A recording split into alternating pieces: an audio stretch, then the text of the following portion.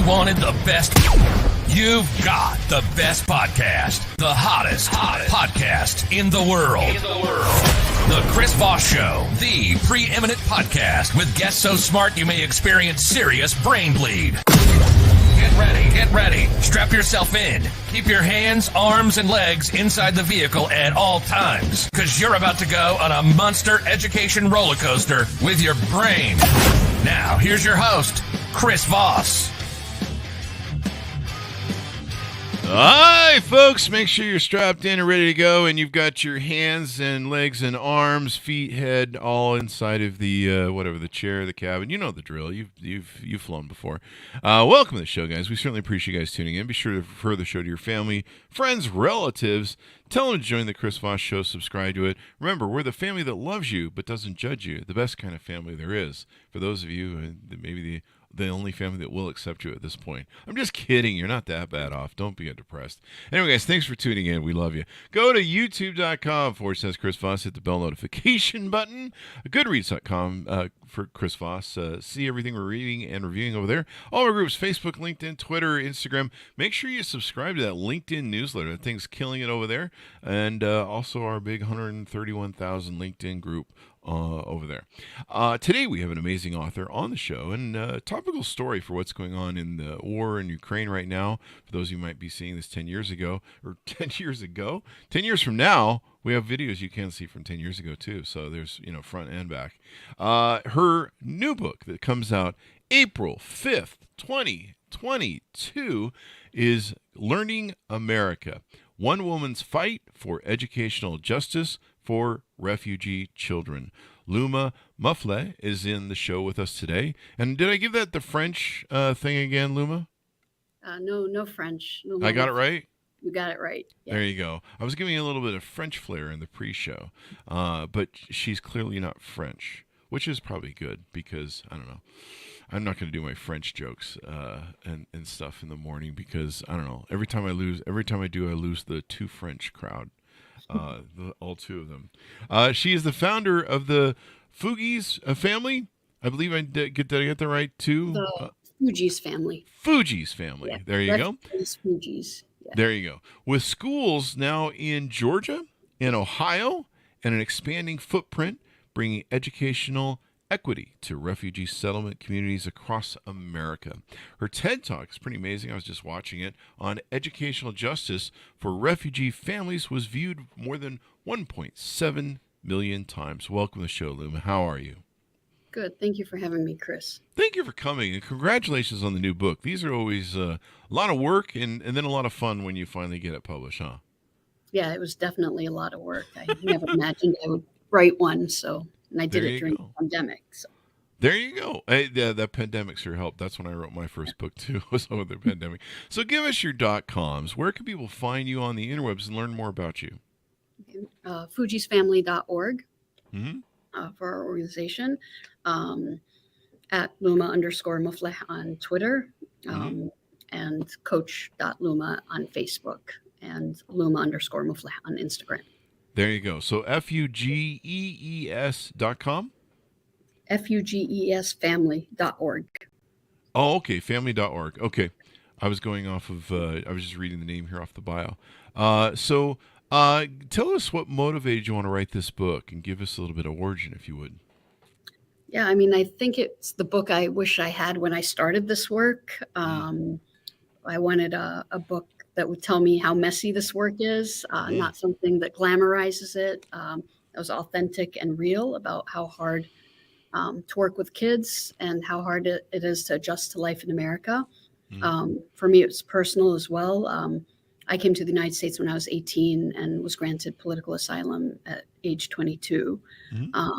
So I was born and raised in the Middle East. But it's a story of the organization I founded, Schools for Refugees, but it's through storytelling and weave some of my backstory into it as well to give people the reasons why. And what brought you to this country? What country did you come from? What was the origin story there of your experience? My experience. So I think it goes way back to my grandmother and mother. They are Syrian and they fled Syria during the first Assad regime Wow. back in the 60s. Another group was trying to overthrow the government. My grandmother's maternal instincts kicked in and said, we need to go. It's not safe. So she packed up her 5 children. She was pregnant with her 6th and fled to neighboring Jordan. My grandfather refused to go. He's like, it's just another coup attempt. It's going to blow over.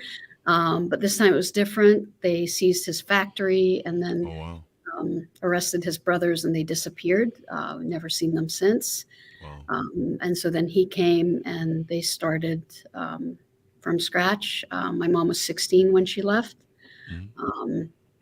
And then fast forward, I was sent to college in the United States.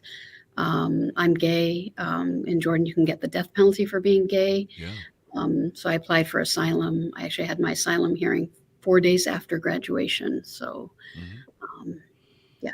Congratulations for making it here. It's sad that people have to leave their home country because, I mean, that's a place where that's your home. Yeah. Yeah. The is it still that way in Jordan for gay people? Depending on who wants to enforce the law, like you don't know, like on the books, that is it, right? And then when in countries where there aren't democracies or rights, that's what happens. It's like, okay, today I'm going to take everybody in, or and so it's still that, even though on the surface Jordan can appear to be modern, it's not. We think we live in a world of human rights and, everybody's equal. And sometimes you get spoiled when you live here in America, especially Americans that were born and raised here. We just kind of think like, well, everybody has the same sort of thing going on. We do. And they don't. And it's unfortunate. So you come to America, and where does this lead into the foundation that you start with in your book?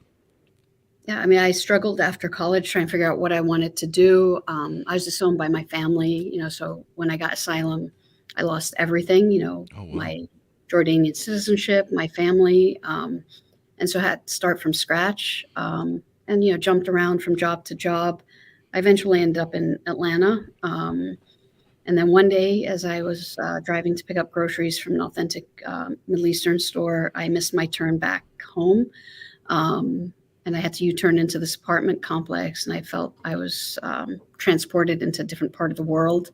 There was a mosque, a Buddhist temple on that street. And then when I U-turned into that apartment complex, there were a group of kids playing soccer with a raggedy soccer ball and rock set-up stones. That group of boys, they were from Afghanistan, Liberia, and Sudan. I'd coached club soccer for a long time. That's the universal language. They reminded me of home. And so I grabbed the soccer ball out of my trunk. They saw it. They wanted the ball. I wanted to play. We haggled. I ended up playing, and they got the ball. And that's how it all started. Yeah. So where does this journey lead from there? It all comes down to a U-turn. It's interesting the paths we end up in life, just sometimes by accident. Yeah. First it was that group of kids, and I got to know them. We formed a soccer team, and then their siblings wanted to join, so we ended up forming more soccer teams. I'm a coach that really looks at the whole player. It's like, yeah, we had great athletes, but it was really important for me that they were doing well in school, so they had turned in their report cards, and they didn't pass, they didn't play. And several times after practice, kids would ask with help from their homework. So we'd hang out at the park, do homework. And there's this one situation, that really stands out for me. One kid, he's quiet, doesn't cause a lot of trouble, verbally fluent in English. Was telling me, he's like, Coach, I have a headache. Can you read to me? And so I sat next to him, read to him, filled out the worksheet. Second day, he did the same thing. By the third day, I was like, there's something going on. So I said, no, Lewis, I have a headache. And he's like, no, I have a headache. And it's like, I'm more stubborn. And so waited him out. And then he eventually looked up at me and said, Coach, I can't read. Wow. And that broke me. My parents sent me to British and American schools growing up. And so I believed every school in America was like the State Department run high school I went to in Amman, Jordan. And that was not the case. I didn't understand how a kid who'd been in public school for 3 years could not read. Wow. Yeah, and I said, if this was my kid, what would I do? Hmm. So And yeah. did you find a lot of kids that were immigrant refugees that were having that issue too? The vast majority were. The way we do it right now is a kid comes into the country, we place them in the age appropriate class. So if Hmm. you're 12 or 13, we're going to put you in 7th or 8th grade. You might get 1 or 2 hours of support a day of English language learning, but the rest you're supposed to function with your peers. And Wow. it doesn't make sense. Like if you don't know the alphabet and you haven't been in school, like how do you, it's so like illogical. Um, and so many of my players were in that position. Hmm. And so it's like, what's the point of soccer if they're just going to play games and then what, right? Yeah, you've got to do something to build a life here, and be able to operate around the thing. If you want to maximize your opportunities, you don't have to learn the language. I mean, I know there's a lot of people in California, and I think New York and maybe other places that never learn the language. There's little barrios you can go in California. I've met people who are incredible restaurateurs and stuff, and they've never really learned much English, but they're really good at the food and what they do, and no one cares. But no, it helps open more opportunities to you. Um, is and the funny thing about America is I know a lot of people who are born here still don't know how to read right properly. Yeah, I mean, I don't think it's just a problem for refugee kids, but I think we highlight it a lot more, right? Definitely so. So what did you do? What actions did you take, and what pathway did you go with that? I ended up starting a school for 6 of my players, Hmm. hired a teacher, got a church basement donated. We're like, all right, how quickly can we get them to learn so they're at grade level and then mainstream them back in? After the first 6 months, more kids were asking to be in it, and it just continued to grow. And we ended up opening another school in Ohio 4 years ago, 3.5 years ago. Awesome. So you Yeah. build this academy, and Mhm. you're helping people. And I would imagine because a lot of these folks are refugees, they bond together because of their experience. There's a lot of things that people that were born and raised in America probably don't understand from that experience, what it's like, the trauma, things of that nature. And I imagine it gives a bit of solace and help, or a community, if you will, to help people that have gone through kind of the same experience and can help carry each other or help each other. Yeah, I mean, I think there's nothing more powerful to heal trauma than being around others who've Hmm. been through it, right? So you're not alone. I mean, we have kids from warring factions, we have kids from every corner of the world. But for them to say, oh, wait, it's not just me, Yeah, right? yeah, Um, yeah. yeah. We had Dave Navarro from one of the several different bands on last week or two, and we talked about trauma, and yeah, that whole concept of you're not alone. There's a whole lot of other people who are suffering and stuff, and that's really important. Um, let's talk about so as the academy grew. What are the things did you do in building a mission, student population, et cetera, et cetera? How did you get it to grow and be successful? I mean, I think it was adapting as quickly as possible to the community needs. You know, we Hmm. start off as a soccer team, so that's still very core in our school design. Every kid in the school plays soccer. Every Hmm. kid's part of a team. Um, we have a lot of music and arts integration. We celebrate everything in the building. So literally every other week there's a party celebrating something, whether it's Holi or Eid or Christmas. Something's being celebrated, and kids are being taught about everyone that they interact with. And we have fun, but we also have a lot of high expectations of the kids because they're so far behind. And Hmm. it's like, all right, you gained this much. Now we need to get you up here. Now we need to get you up here. And really build their confidence that they don't see themselves as less than, that they are Yeah, capable and strong and can do anything they want to do. yeah, and I think this is beautiful because you take this from your experience as a refugee and being accepted in society. sometimes by society and people that are really ugly. I mean, we see what's going on in like Florida right now. I'm just like, what? Are we in the 80s again? What the fuck?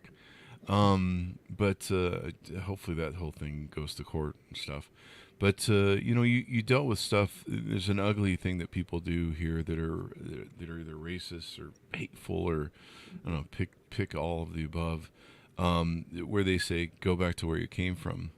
And I imagine you experienced or deal with that at your academy, where students are told this and they've got to deal with some of the ugliness that they get from maybe very mean, ugly Americans here. Yeah, I mean, we see both extremes, like hate and then curiosity, and we want to welcome you and we want to understand. We definitely see it out on the soccer field, like when we're playing against teams. Mm-hmm. One memory really sticks out is we're playing against this team and a kid that newly arrived from Afghanistan, and this was 15 years ago when the first group of Afghan refugees came in and playing a game, and then one of the kids told them, we have to say our names during the game, and so one kid is like, "Oh, where are you from?" He's like, "Afghanistan." He's like, "Are you Taliban? Wow. Why don't you go back there?" And the kid just walked off shaking because he left because of the Taliban, and here was, and he was like so innocent when the kid asked him, "Where are you from?" He thought, "Oh, this is curious. He wants to learn about me. He loves me," and it's just hard to learn that at such a young age, that this is what's going to come your way over and over and over again. It definitely is. It saddens me that we haven't. I was born like 200 years too early or something. Or I don't know. I don't know if we can ever get the hate resolved in this country and racism. I mean, we've had 450 years of this thing, and it's so interweaved in our idiot psyche. And then, of course, some moron brought it back about 5 or 6 years ago. But yeah, it's an ugly thing, and but it's great that you have, what you're building so that there can be more integration. I've heard, and correct me if I'm wrong, but I've heard that America integrates better than any other country with people that come from other countries. We're better at melting pot. We're not perfect, of course, as some of the topics we've talked about, but I've heard we do better than places like France and other places, England and stuff. They I think they isolate them a lot in those countries. Is that true, or we still need a lot of work to do? I mean, I think saying we're better than England and France is a low bar. It's not, right? It's rough there, right? And so, England and France weren't built on the values of America. America was built on people fleeing for safety, right? Mm-hmm. And so we should be doing a lot better. I think we took several steps backwards over the last 5 to 10 years. Mm-hmm. I think there's still ways to do it so much better. I think Americans want to welcome, and we have to do it well. And first experiences are very important, right? And so to avoid the social segregation, so communities don't segregate and say, well, they don't understand me, I'm just going to stay with my own. It's like, let's learn about each other and build America for what it's supposed to be. That's the best thing for everyone, is integration, everyone getting to know each other, everyone interacting with each other every day, understanding people's differences. I mean, that's really what made this country great, the great melting pot. I think, where would this country be? I mean, Steve Jobs was a Syrian refugee, his father. If he'd never been allowed in this country, we'd be in some pretty weird places. I don't know where we'd be. I guess we'd all own Blackberries or something. But you see the industry that came out of the iPhone. I'm a part of that. I can't think of where my job would be if he hadn't come around and built the whole industry of social media and everything else that came out of it. Of course, Apple's been pretty integrate and pretty awesome for podcasts. But there's so many different immigrants. They've got the CEO of Google, who I believe was, if I recall right, was born and raised on a dirt floor in India in a hut.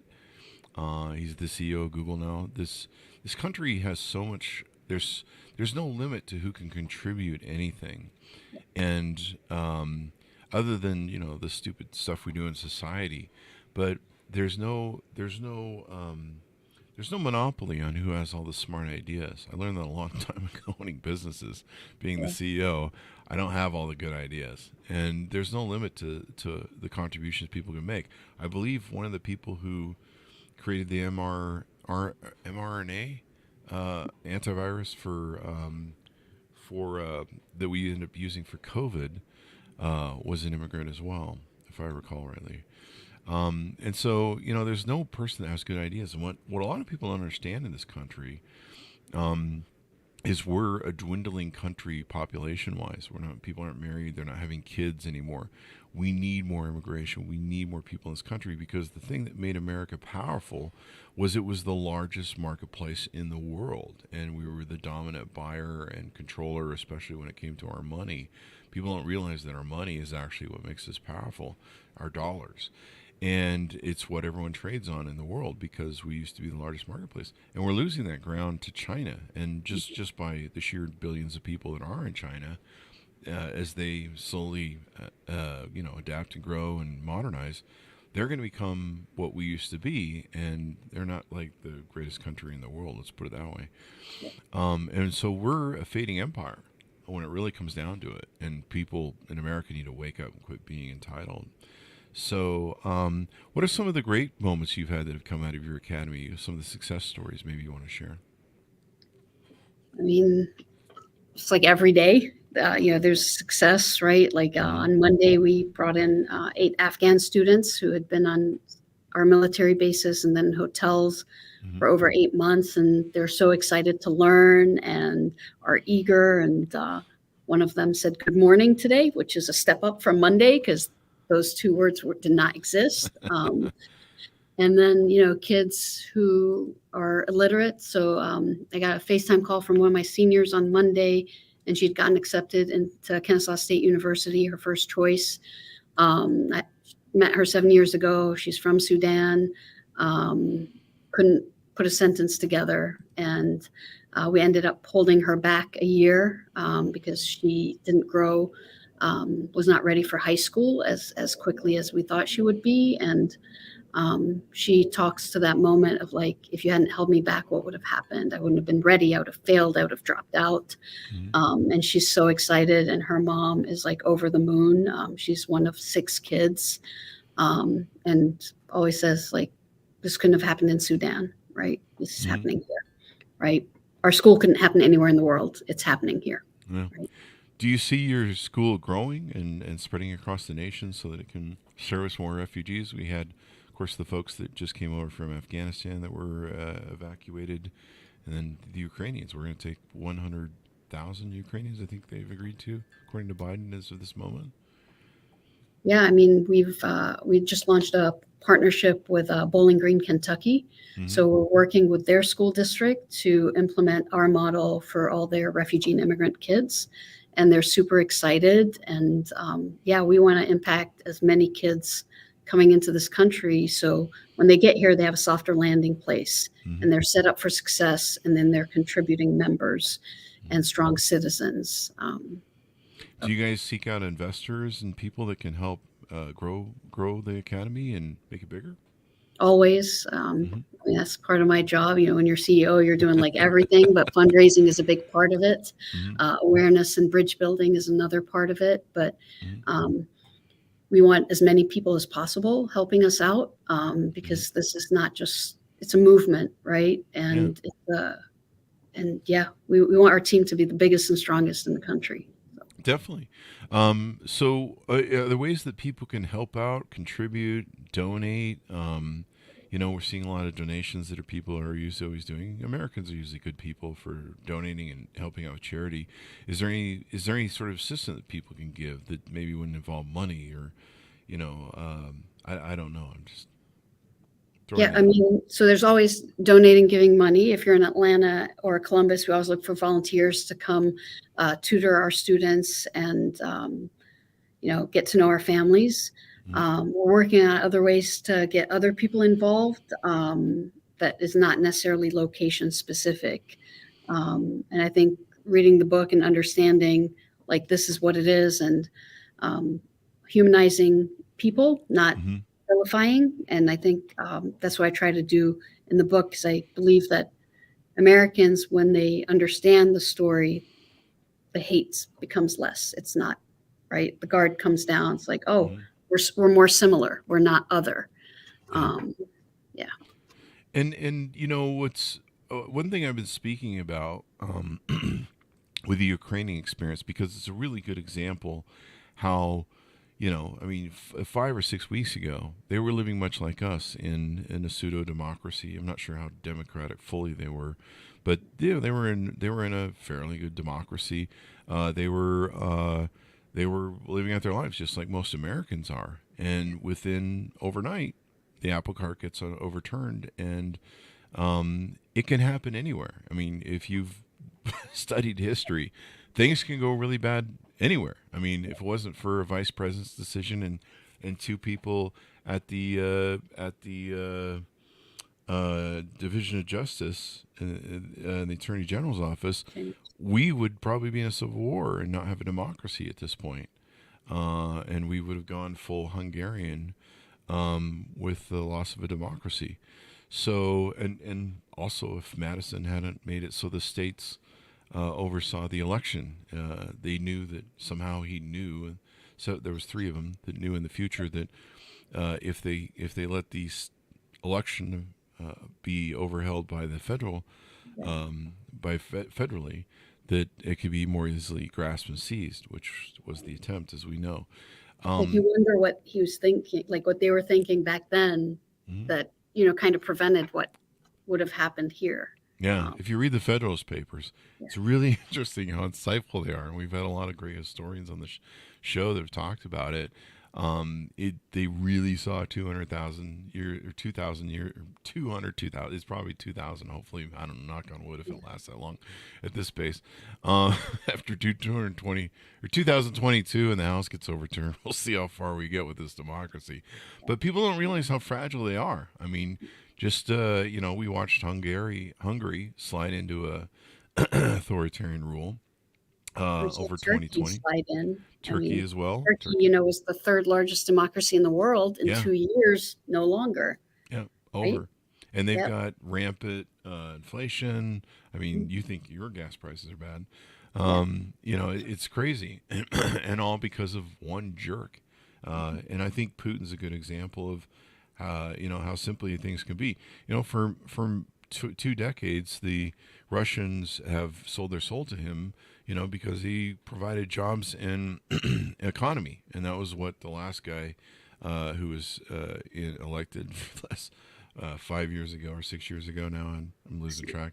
But, people willing to sell their soul for money. And the problem is when it goes bad, it goes bad. I mean, you look at Pinochet, Duterte, Silvio Berlusconi.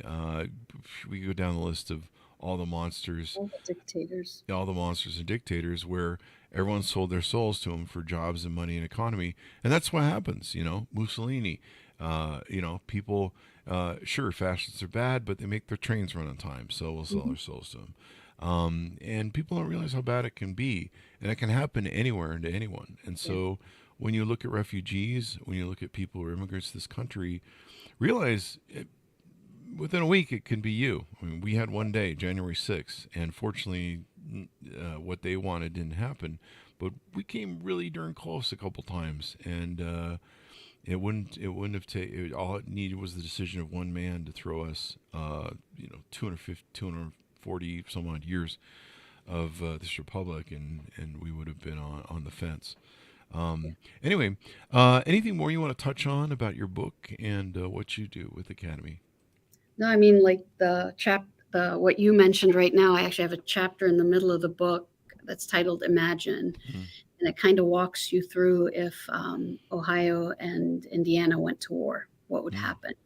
Wow. And the hard part about that chapter, like it gets your heart racing. It makes you feel what it's like to be a refugee and leaving your country, what decisions you have to make. But I was writing that, I finished it up right before January 6th. Wow. January 6th happened. I'm like, oh, no, this can't happen. And I, grew up in the Middle East. I've seen these, like, that's how it starts. I was terrified. Our families were terrified. And I'm like so glad the democracy was strong and stable to survive one crazy person. So far. Yeah, I know. Sorry, I hate to be Yeah. I hate to be that way, but I'm Yes. trying to warn people that people don't realize in this country. You do, because, like you say, you guys have seen it as refugees. Over here, we're spoiled little brats who go, "Oh, no, this thing will be around forever. I don't know. I'll just phone it in today." But no, I forget the line, but basically, democracy, and it may come from Ben Franklin. But it's something that all of us have to appreciate, and all of us have to work at every single day. There's that old saying of when Ben Franklin came out of the conference, and a woman greeted him, and she said, "What do we have? Do we have a monarchy? Do we have a king? Do we have a democracy?" And he says, "You have a republic, as long as you can keep it."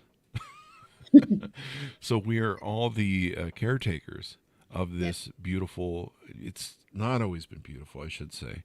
Of this experiment, but democracy isn't perfect, but it's the best damn thing that's out there so far. If you can find a better place to that doesn't move There to isn't. There isn't. there isn't. I when I've talked to people about immigration and refugees, and we've had the discussion on the show, or whether I talk about it on Facebook and stuff, people need to realize that this country is so vaulted for its freedom of press, the virtues that were given to us by these makers of our Constitution. They are willing to die to come to this country. What does that tell you? I mean, what does it tell you that people are willing to die to make the trip, to make the journey, to fight their way into this country, to get here, to take a part of the American pie? And around the world, we're renowned for that, even though we're pretty ugly people when it comes down to it. The asshole American, I should say. But that's the thing that we need to wake up to. And a lot of people are born and raised here. Even I went through that in my younger years. We're just spoiled. You don't see, like you said, the experience of being in other countries where there's war and there's crazy dictators, and one minute everything's calm and suddenly everyone's apple cart's turned upside down. We've never really had bread lines here. I think the closest we ever came to experience something like that was, the Great Depression, and then of course recently with coronavirus, where I remember going to the store and the bread lanes were empty. So I think this is really beautiful, what you're doing, and more people need to support, especially with what's going on. Anything more you want to touch on or tease out before we go? No, I mean, I think nobody should take their rights for granted. This democracy is sacred. Mm-hmm. My kids are always like, they're young, they're 8, 7, and 3.5. And they see this look in my face. They're like, please don't tell us the stories like when you're back in Jordan. I'm like, no, you don't understand what you have, right? Mm-hmm. I'm constantly like, want them to understand like how beautiful and valuable it is, and don't take it for granted. Like, it's a huge responsibility to be born in America, and a huge privilege. It really is. It really is, and people don't realize how fragile it is. I mean, read the Federalist Papers. Everyone out there in the audience, sit down and read the Constitution. I mean, I keep a copy of the Constitution on my desk. A lot of the great journalists that we have from the media, they keep it in their pocket. They have it on them at all times. That freedom of the press. That I've been in courtrooms where I've usually for speeding tickets, where I've had to declare my ability to call a witness or ask for some sort of evidence in my right to defend myself in a court of law. People don't realize how important those factors are until you get into law or study law, and they're just not afforded anywhere else. And we need even our right to criticize our president and our government, right? Like, when I first got here, it was like a peak of the Clinton. And I remember sitting in the dorm living room, and everybody's like criticizing it. And I just kept looking out the window, waiting for like the FBI to come in and arrest us. Like, we're criticizing the president and we're talking all this stuff about him. And I was like, oh, nothing happened. Like, this is awesome. Like, we can call it what it is. Yeah. I mean, you look at Pinochet. I mean, thousands or tens of thousands of people disappeared into secret prisons and secret graves. Same thing with Assad and his regime, secret prisons, Liberia, I think, or Libya. Libya, Liberia with Charles Taylor. I mean, and it's all darkness, and people disappear and they're never heard from again. I believe there's probably some of that going on in Ukraine. Anyway, thank you for coming on, and thank you for the work you're doing. We really appreciate it. Thank you so much for having me, Chris. I really Thank enjoyed you. this. And I hope people reach out to you in our audience and offer to help or send stuff. I've been really encouraged by seeing a lot of people trying to send stuff to Ukraine, whether it's helping with B&B purchases that they never use, or like I've seen a lot of the fire and police departments are sending like hats and stuff over there. Yep.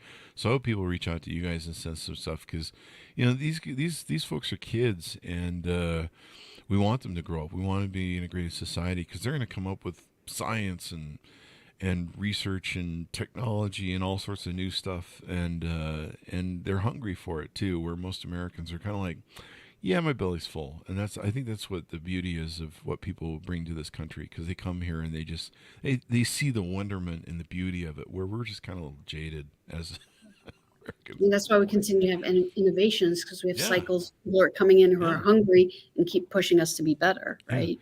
The great melting pot, America. So, yeah. Anyway, thanks so much for tuning in. Give me your plugs one more time so people can find you on the interwebs.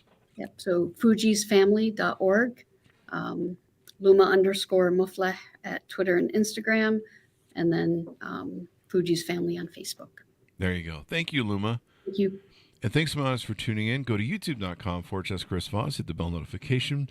Go to goodreads.com/Chris Voss. See everything we're reading and reviewing over there. Go to all our groups on Facebook, LinkedIn, Twitter. Join the big LinkedIn newsletter and all that good stuff. Thanks for tuning in. Be good to each other. Stay safe. And we'll see you guys next time.